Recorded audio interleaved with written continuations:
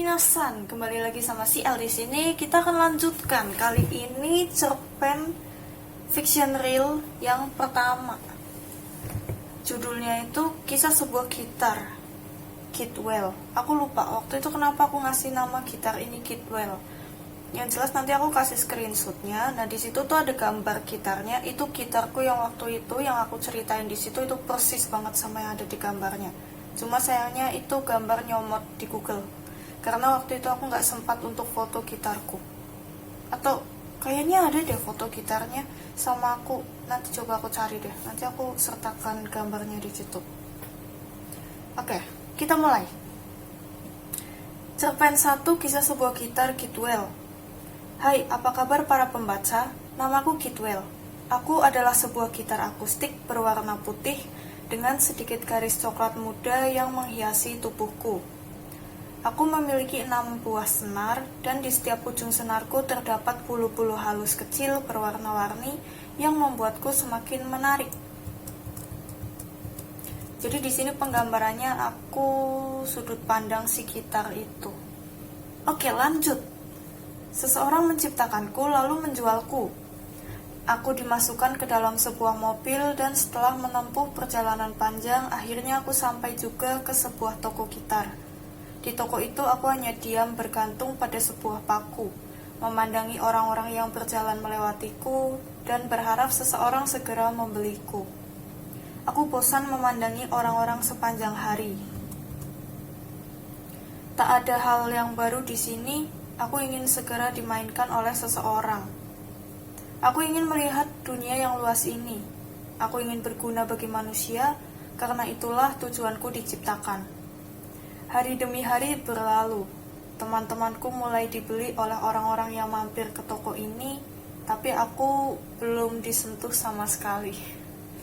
Gak tahu ya, aku gak tahu udah berapa lama gitar itu tergantung di sana, cuma gak tahu kenapa kok aku bisa nulis kayak gini, kayak kok aku bisa menggambarkan diri sebagai sebuah gitar sampai sedetil itu. Aku gak ngerti aku pernah nulis gini loh, serius, kayak agak-agak kagum, speechless gitu.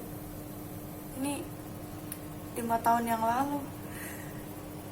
Gak tau, yang sekarang tuh isinya ya ampun cerita absurd semua. Kayak udah nulis lagi tapi tuh gak ada yang bagus kayak gini. Lanjut. Aku sedih, aku merasa tak berguna, aku bahkan menyesal telah diciptakan. Di dalam kesedihanku ini, tiba-tiba saja datang seorang gadis kecil bersama ayahnya. Gadis kecil itu terlihat manis, namun juga terlihat sedikit tomboy. Kulihat dari raut wajahnya, dia kelihatan sangat bingung memilih gitar yang cocok untuknya. Semua gitar terlihat bagus, katanya. Namun tak ada satupun yang pas dengan ukuran tubuh mungilnya. Lalu dia datang menghampiriku dan mencoba memainkanku. Tak berapa lama, gadis itu berkata pada ayahnya, dengan semangat bahwa ia ingin memilikiku. Dia mengatakan bahwa dia menyukai warnaku, bulu-bulu pada senarku, dan yang terpenting ukuranku sangat pas dengan ukuran tubuh mungilnya. Iya, jadi ini kejadian nyata. Jadi waktu itu aku bener-bener kan waktu itu aku gini, awalnya tuh aku pengen banget beli drum karena aku suka banget sama drum. Apalagi waktu itu lagi zaman-zamannya JP Millenix di Indonesia Mencari Bakat ya kalau nggak salah. Nah di situ tuh aku suka banget sama drum. Terus aku ngefan banget sama JP Millenix. Terus gitu aku minta dibeliin drum, tapi orang tua tuh nggak mampu karena drum itu mahal banget. Terus kayak ya buat apa juga gitu loh, kayak sama sekali nggak didukung. Terus nggak masuk akal juga, apalagi aku ini tipe yang gampang banget bosen. Terus kayak nggak konsisten banget, kayak gampang banget, kayak tiba-tiba tertarik apa pengen beli itu, tertarik apa pengen belajar itu. Jadi kayak nggak bisa, kayak emang random banget. Jadi nggak bakal bisa untuk kayak tajem di satu hal, fokus di satu hal tuh nggak bisa. Makanya orang tua aku tuh pernah coba untuk suruh aku, oke, kalau kamu mau drum silahkan tabung uang sendiri. Ya aku udah nabung tapi susah banget karena aku emang boros banget waktu kecil. Jadi akhirnya waktu itu kakakku beli gitar, terus dia tuh sampai les gitar. Terus kan aku sering liatin, papaku tuh tahu kayak ini anak kayaknya mulai tertarik gitu loh. Dia sengaja dibikin sering latihan gitarnya, terus aku sering ngeliatin. Terus akhirnya suatu hari papaku ini nawarin, kau mau nggak beli gitar? Daripada beli drum, mendingan beli gitar. Papaku tuh bilang gitu. Kalau drum itu kayak suaranya itu nggak bentuk, kayak nggak bisa melodi gitu loh. Nah terus jadi dengan berbagai alasan lain, papaku tuh coba untuk meyakinkan aku bahwa gitar tuh lebih bagus dari drum gitu loh. Kayak ini tuh musik terbagus gitu loh. Gak tau gimana lah, pokoknya akhirnya aku memutuskan untuk oke, aku mau. Terus kita coba ke kabupaten, kan rumahku itu kan di pelosok, jadi kita harus ke kabupaten untuk cari gitar.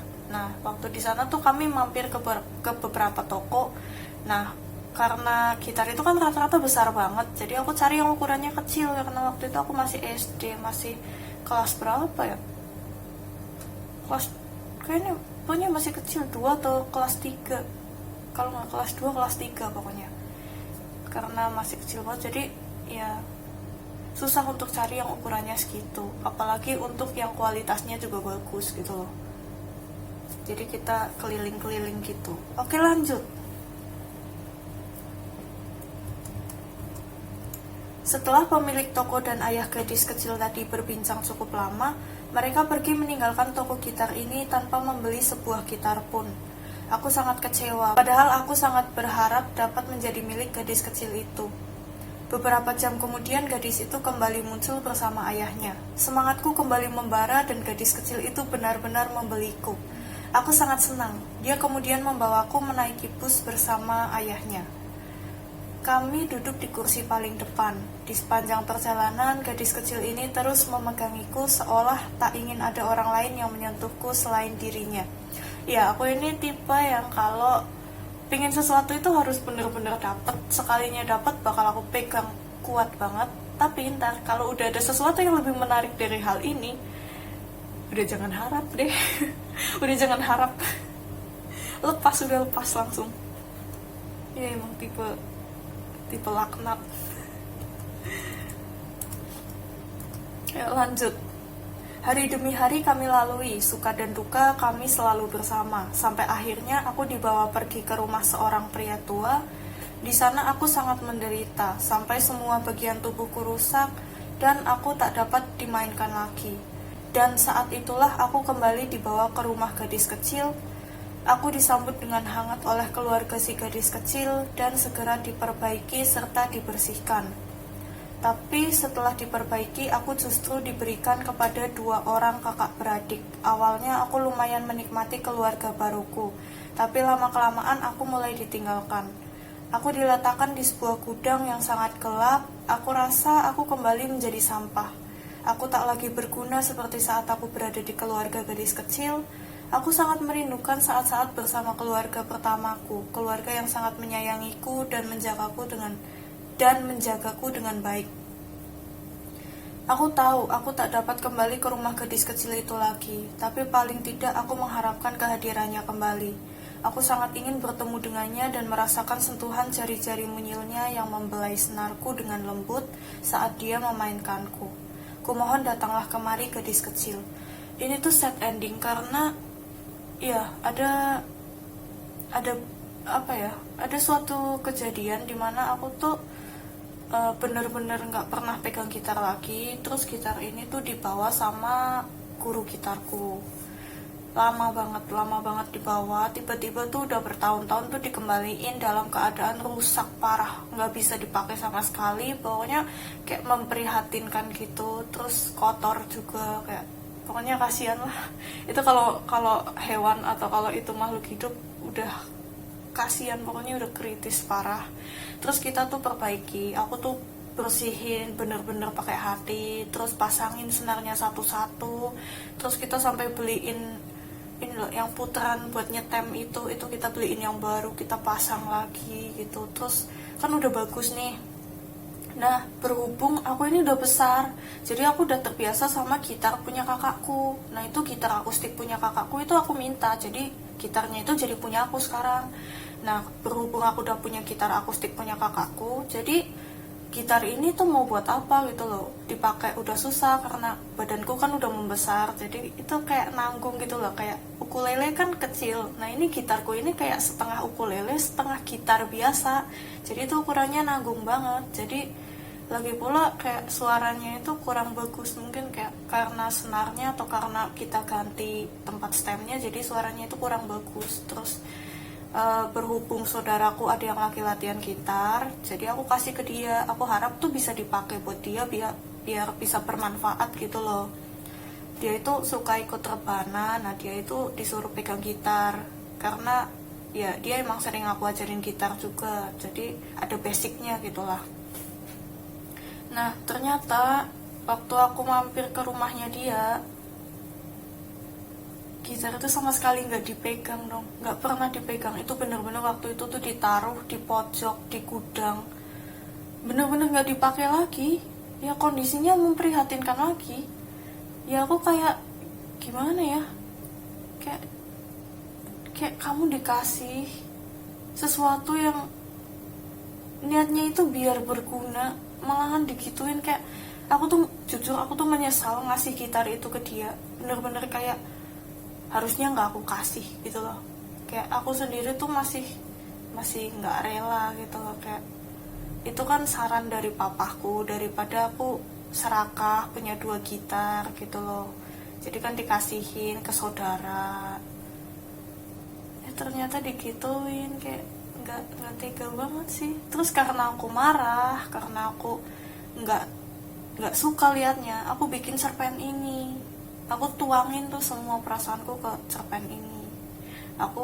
Aku baru inget kenapa aku memposisikan diri sebagai gitar, karena di endingnya itu kelihatan kan, karena aku sedih melihat gitar pertamaku berakhir seperti itu gitu. Ini kenapa nostalgia jadi sedih-sedih semua sih. Kemarin tuh udah serem, sekarang sedih. Apa sih yang salah?